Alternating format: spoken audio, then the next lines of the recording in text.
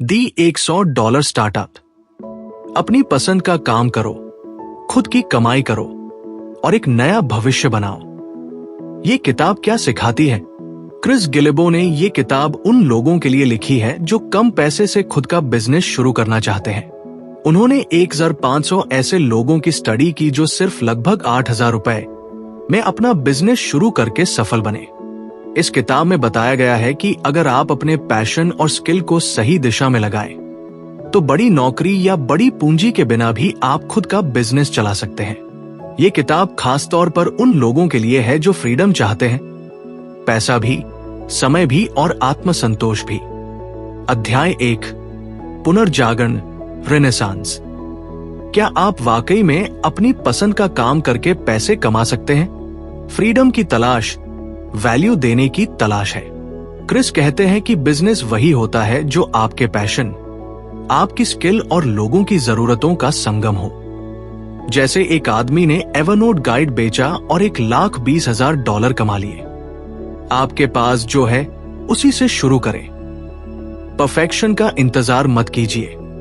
अध्याय 2, give them the fish. क्या आप लोगों की असली समस्या सुलझा रहे हैं? वैल्यू मतलब लोगों की मदद करना। सिर्फ शौक से बिजनेस नहीं बनता। आपको देखना होगा कि लोग किस चीज के लिए पैसे देंगे। जैसे एक महिला ने अपने बेकिंग पैशन को बिजनेस में बदला क्योंकि लोग पहले से उसके केक मांगते थे। पैशन को लोगों की जरूरतों से जोड़ो, वहीं से कमाई शुरू होगी। अध्याय 3, फॉलो योर पैशन।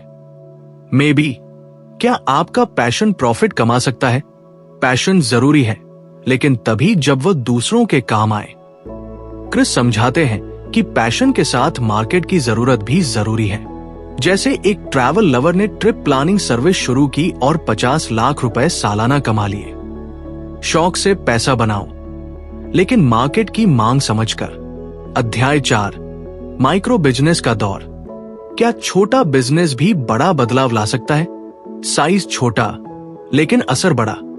अब जमाना है सोलोप्रेन्योर का। छोटा बिजनेस, कम खर्च, ज्यादा फ्रीडम। एक बंदे ने लैंग्वेज लर्निंग टूल्स बेचकर $80 लाख कमा लिए अकेले।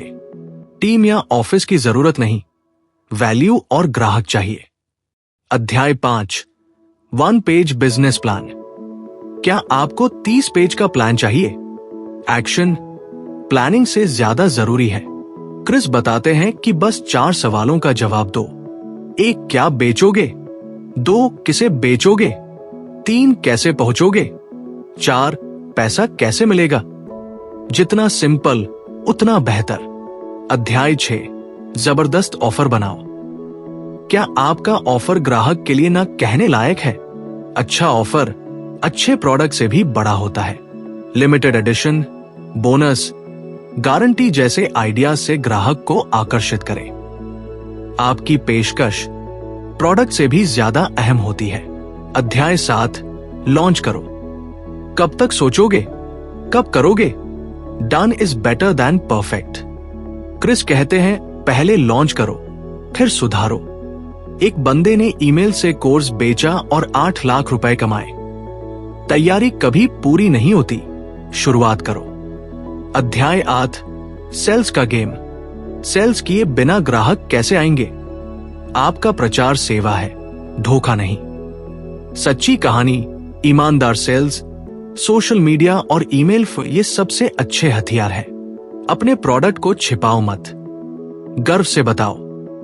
अध्याय 9, शो मी दी मनी। क्या आप काम में व्यस्त हो या आमदनी में? सेल्स बिजनेस की धड़कन। क्रिस सिखाते हैं कि फोकस करो पैसे कैसे आ रहे हैं। टाइम उन्हीं चीजों पर लगाओ जो इनकम लाती है। बिजी मत बनो, प्रॉफिटेबल बनो। अध्याय 10, आगे की ओर बढ़ना। क्या आप फ्रीडम खोकर ग्रोथ कर रहे हो? बढ़ो, लेकिन अपने नियमों से। जरूरी नहीं कि हर बिजनेस बड़ा बनाया जाए।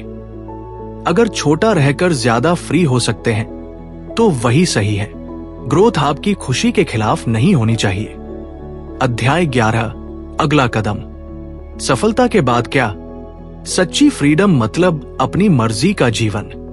जब पैसा आने लगे तो दूसरों को सिखाओ, नया कुछ बनाओ या टाइम एंजॉय करो। पैसा कमाओ और फिर उसे जिंदगी बदलने में लगाओ। इस किताब की मुख्य 8,000 रुपए से भी बिजनेस शुरू किया जा सकता है। वह पैशन, स्किल और डिमांड का संगम ही सही आइडिया है। प्लान से ज्यादा जरूरी है एक्शन। पहले लॉन्च करो, फिर सुधारो। सेल्स बिना शर्म के करो अगर प्रोडक्ट अच्छा है। ग्रोथ तभी करो जब वो आपकी आजादी बढ़ाए। एक अच्छा ऑफर औसत प्रोडक्ट को भी सफल बना सकता है।